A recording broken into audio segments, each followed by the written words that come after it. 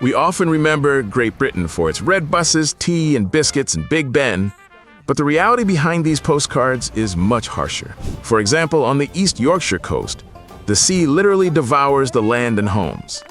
In Holderness, the coast retreats over a meter each year in some places. Soft clay cliffs simply crumble.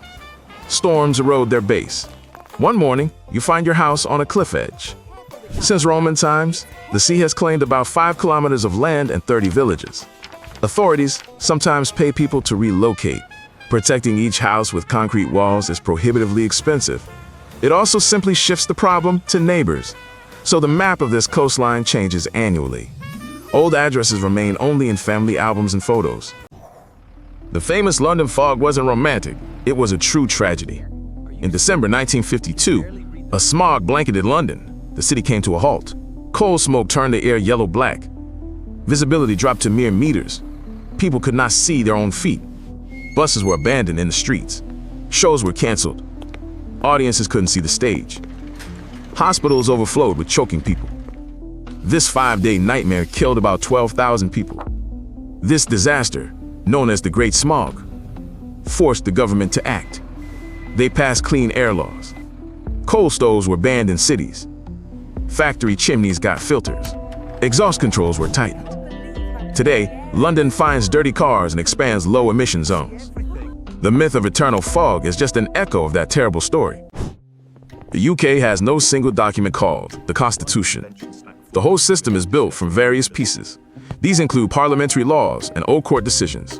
It also involves political agreements, some centuries old. On paper, the Queen appoints the Prime Minister. In reality, it is the leader of the party that wins the election.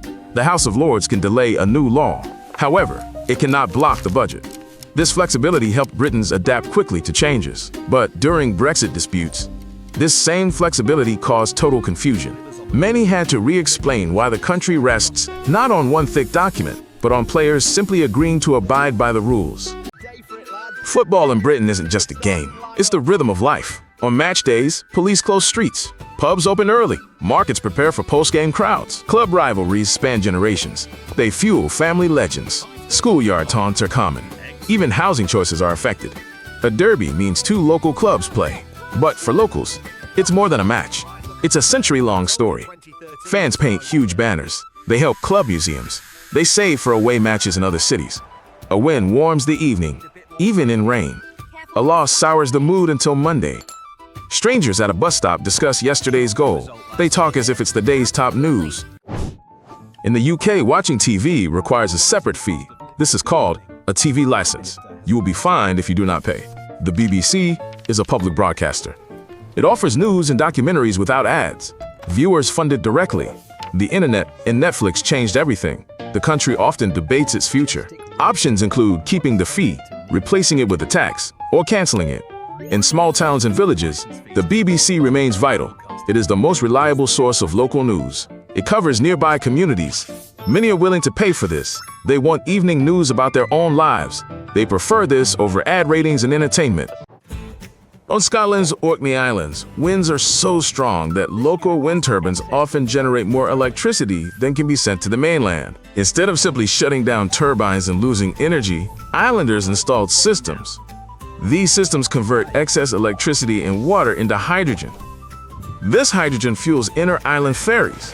It also heats homes. Local residents keep the money.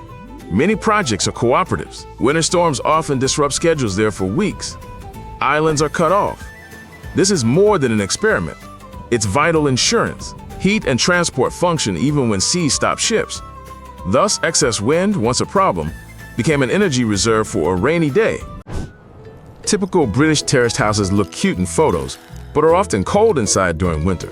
Single-pane windows, drafty doors, and thin walls let all the warmth escape. So people heat only the room they're in. They close doors, drink liters of hot tea, and carry a portable heater. After the energy crisis, the government offered funds for loft insulation and window replacement.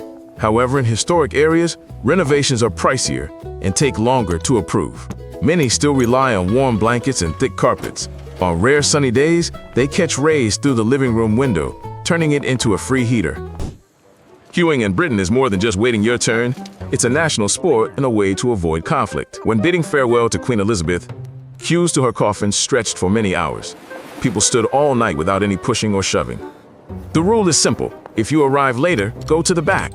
This same discipline helps during train delays and post office queues.